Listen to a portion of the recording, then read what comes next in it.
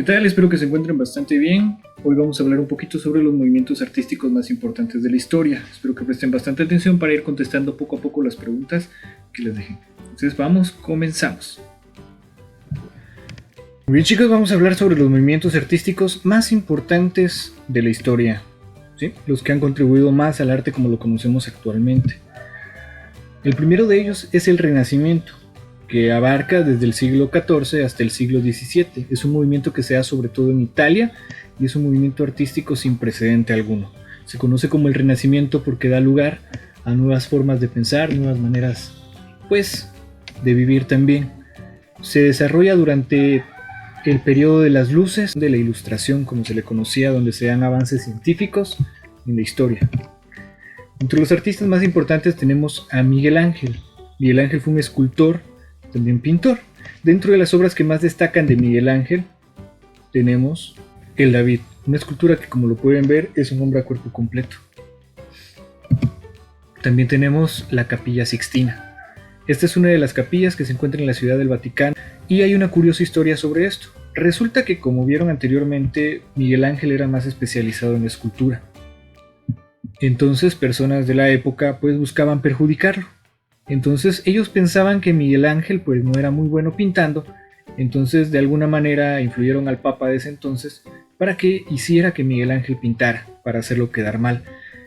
Sin embargo, él se propuso y de alguna manera, aunque no muy de acuerdo porque no le gustaba pintar, él decidió pintar la Capilla Sixtina y hacer de eso su obra de arte, la más majestuosa y una de las más grandes en toda la historia. Dentro de las escenas que se muestran en la Capilla Sixtina tenemos la creación de Adán, que probablemente ustedes hayan visto esta imagen, incluso en algunos memes, es de Miguel Ángel. Otro importante que también han escuchado es Leonardo da Vinci. Leonardo da Vinci fue un pintor y también un inventor. Dentro de las obras que destacan tenemos la Gioconda o la Mona Lisa, como ustedes la conocen. También La Última Cena, que es un cuadro muy conocido y que muchos habrán visto al menos una vez en la vida, y si no lo están apreciando en este momento. A Leonardo da Vinci se le debe la imagen que se tiene para representar a Jesús. Como les dije anteriormente, también era un inventor. Dentro de los inventos que él hizo o ideaba, tenía por ejemplo la ballesta gigante. También, al estudiar el movimiento de las aves, ideó los planos y trató de alguna manera de diseñar una máquina voladora. También un vehículo blindado, y tuvo los primeros inicios para la idea de un helicóptero con hélice. Muchos de estos quedaron como planos simplemente, pero sin lugar a dudas fue de las primeras personas que vio hacia el futuro, cosas que para la época no se veían, que no se creían que fueran posibles, pero que muchos años después, hasta la fecha, se han llevado a cabo. También tenemos a Rafael, otro pintor famoso. Dentro de los cuadros más importantes de Rafael tenemos los desposorios de la Virgen.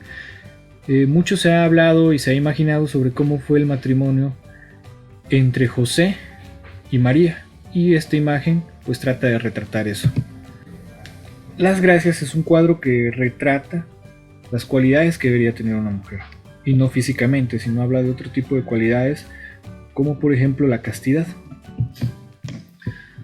Salimos del Renacimiento y nos vamos directo al Barroco, que es un movimiento que surge al final del Renacimiento. Este muestra un gran interés en el realismo y la riqueza del color. Era un movimiento también que se basaba en la extravagancia, en hacer las cosas un tanto exagerados, tanto en la pintura como en la escultura.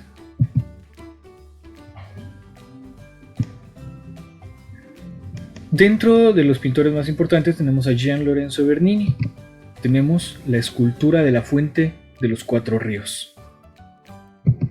También tenemos el Éxtasis de Santa Teresa y Apolo y Dafne. Si se dan cuenta, lo que él realizaba con un cincel, con un martillo, obras realmente maestras para la historia, y si se dan cuenta y han podido ver en cada una de las esculturas, el detalle que él ponía, el poder plasmar imágenes en todas sus dimensiones, plasmar imágenes de esta forma, es algo realmente maravilloso. Caravaggio es otro muy importante. Caravaggio era más sobre la pintura. Dentro de los cuadros que más destacan está el Martirio de San Mateo,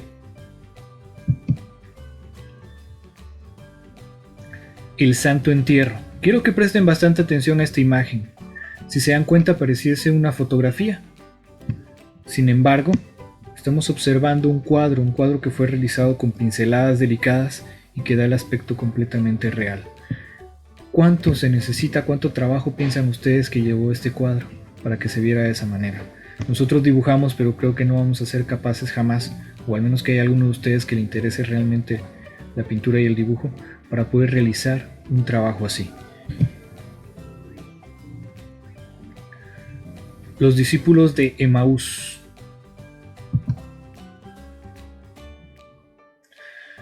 Tenemos a Johann Sebastian Bach.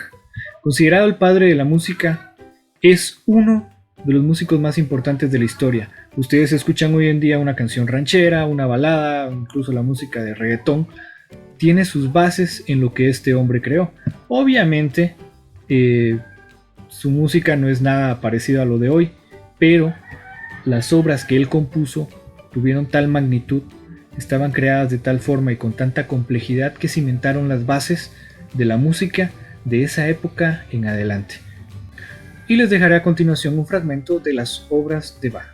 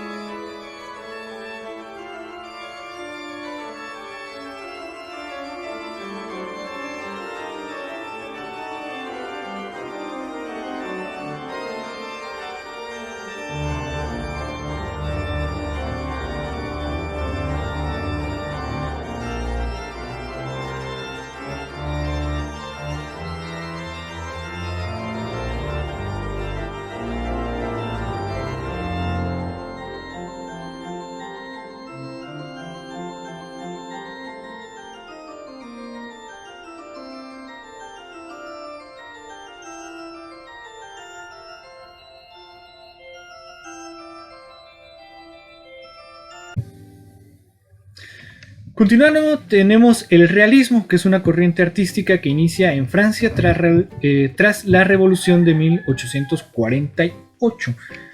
Surge en rechazo al romanticismo y lo que busca es retratar la vida cotidiana o escenas de la vida real, si lo queremos ver así, por eso se llama realismo, de la sociedad sobre todo. Dentro de los artistas más importantes tenemos a Gustave Courbet. Una de las obras de él es El entierro. Como les decía, lo que buscaba el realismo era retratar escenas de la vida cotidiana, y lo vemos aquí, como él retrata, pues obviamente un entierro.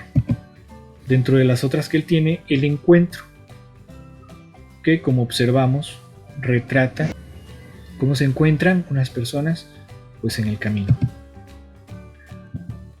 También tenemos a Honoré Daumier,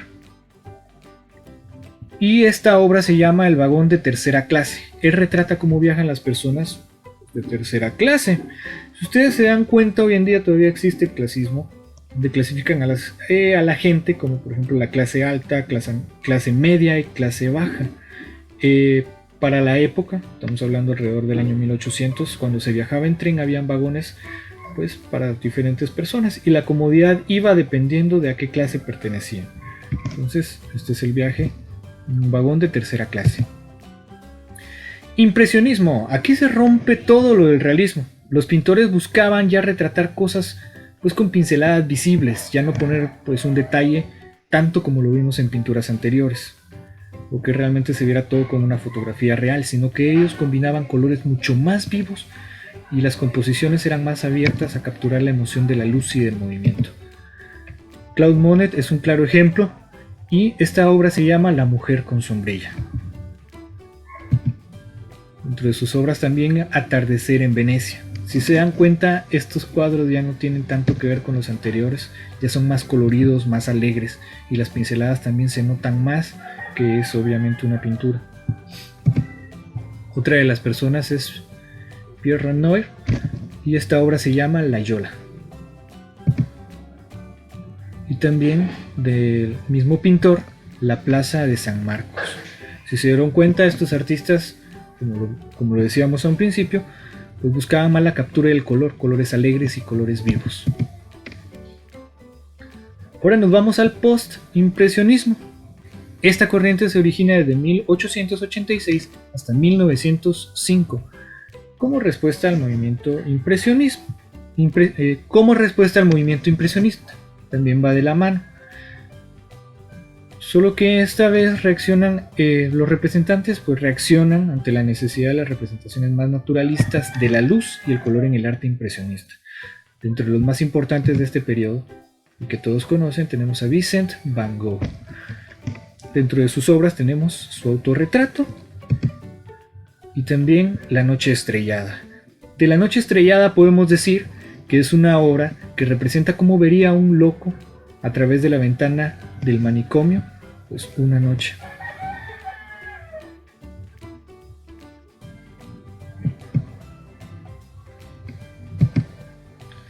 Tenemos también el cubismo, que es uno de los movimientos también más importantes ahora del siglo XX, más recientes todavía, que usa las formas geométricas para construir una composición final, rompe completamente cualquier movimiento anterior, es algo completamente nuevo, y uno de sus máximos representantes es Pablo Picasso. Dentro de sus obras tenemos La mujer que llora. Dato muy importante del cubismo: al utilizar figuras geométricas, lo que busca también en algunas obras es que nosotros la descifremos, que dejemos volar nuestra imaginación. También tenemos a Georges Braque con La mujer con mandolina. Como les decía anteriormente, busca que ustedes dentro de su mente vayan armando y ensamblando la obra por ustedes mismos.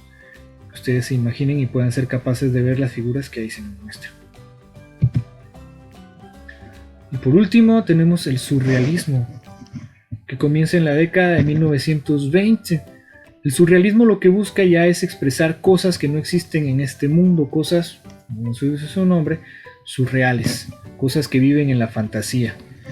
Muchos de estos artistas tenían una gran técnica y sobre todo buscaban a través de su técnica despertar la creatividad, crear cosas completamente nuevas. Uno de los máximos representantes de este movimiento es Salvador Dalí. Una de sus obras es La persistencia de la memoria. También de Dalí tenemos La cara de la guerra. Podemos observar pues los diferentes elementos que ahí se muestran y que ustedes poco a poco van a ir analizando. También de Dalí, Naturaleza muerta, viviente. Cabe mencionar que Salvador Dalí era un tipo un tanto peculiar, con muchas excentricidades. El tipo pues era bastante loco, si lo quieren ver así, y tenía un carácter que resaltaba, que si buscamos e investigamos un poquito de él vamos a encontrar muchas cosas interesantes. Otro representante también del surrealismo es Max Ernst, y una de sus obras es El ángel del hogar. Y del mismo autor tenemos El jardín de Francia. Bien chicos, eso ha sido todo por hoy. Espero que hayan prestado atención y que hayan logrado aprender, así fuese, un poquito. Recuerden hacer su tarea y nos vemos en una próxima, ¿sí?